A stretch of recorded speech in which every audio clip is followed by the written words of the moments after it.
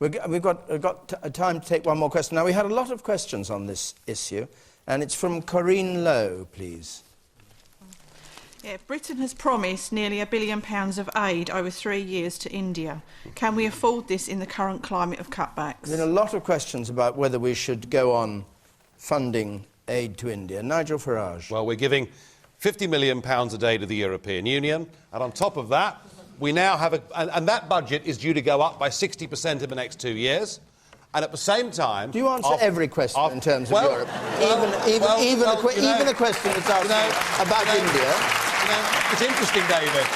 But this, of course, is the great truth of our life that everyone's tried to deny for years, is just how important this issue is. Yeah, but and the fact that most of our laws come from here. Yeah, but it wasn't the question. Well, can you answer Corinne's question? Well, I've answered... I'm the only panellist that's answered each of the questions directly before. I will come to your question. It is completely mad that here we are with aircraft carriers, with no aeroplanes, where this week we've announced that 100 pilots, who we'd spent an average of £3 million each on, who'd almost completed their training, suddenly being told it's all ended, and yet we're going to give £300 million a year to a country that has aircraft carriers, with up-to-date jets, with trained pilots, with nuclear weapons, and with a government that admits it doesn't need the aid.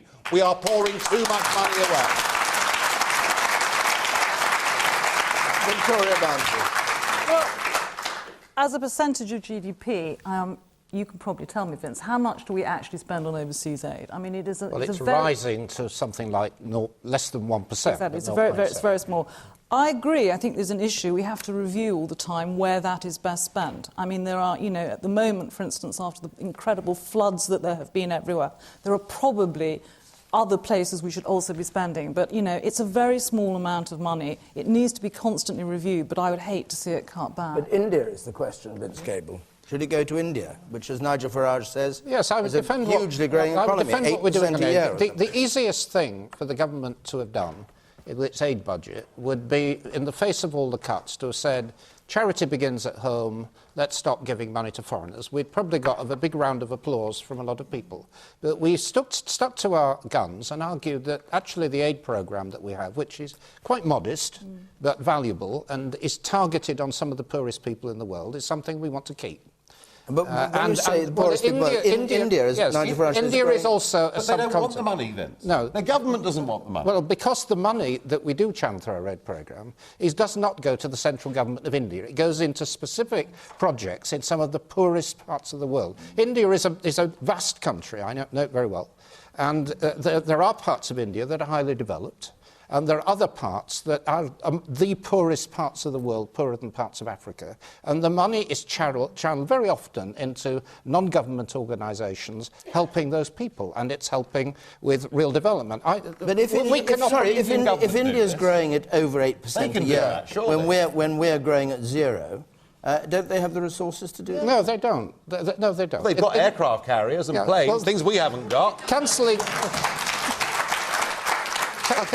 Cancelling aircraft carriers in India would not deal with the poverty of about 500 million people who live at the absolute bottom level of subsistence. OK. The woman in red there, yes. They're also spending millions on a space programme. Yes. So yes. You think it's wrong that this should be spent this way? They need to be looked at, because they've also got 3 times as many, dollar billionaires in India than what we've got. OK. Well, they're investing a lot of the money here. And the woman up there, the second row from the back.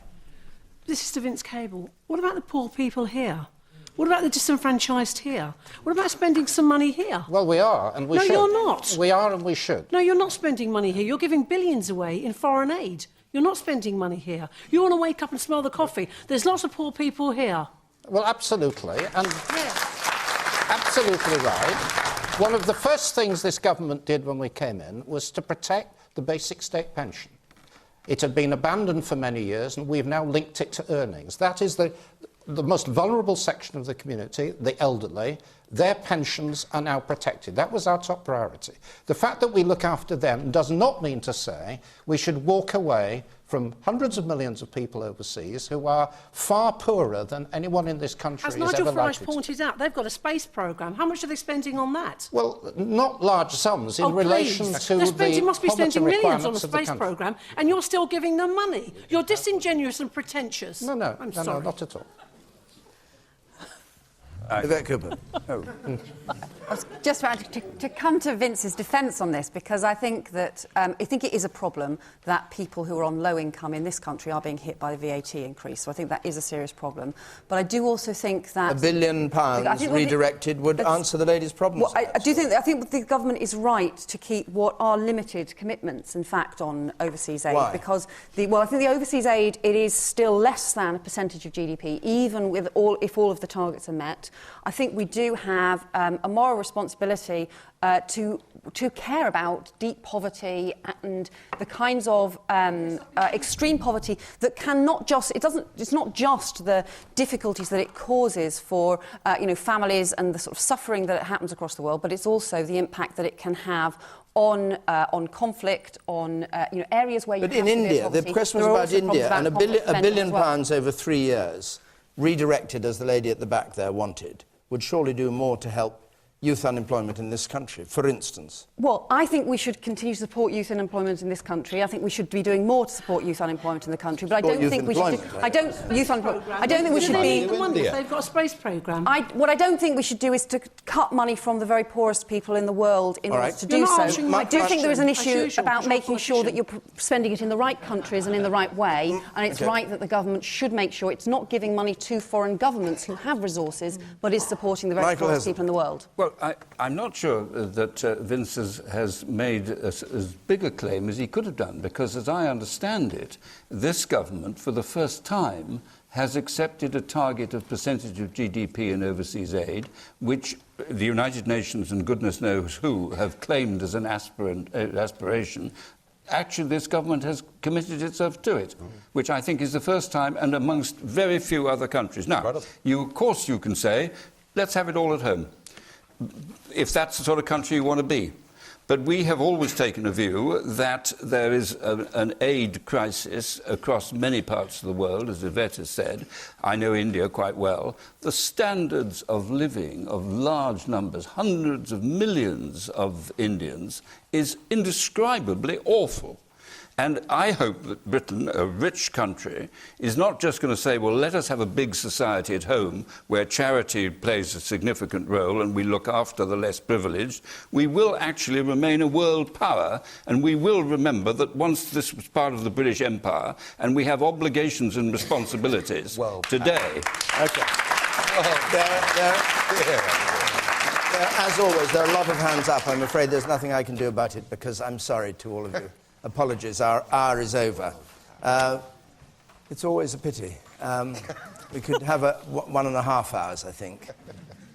We're going to be in Wales next week at Newport. You can all come down there if you want to. And we're going to be in Derby the week after that. Now, if you want to be in the programme, in the audience, 0330 123 99 88 is the number to ring.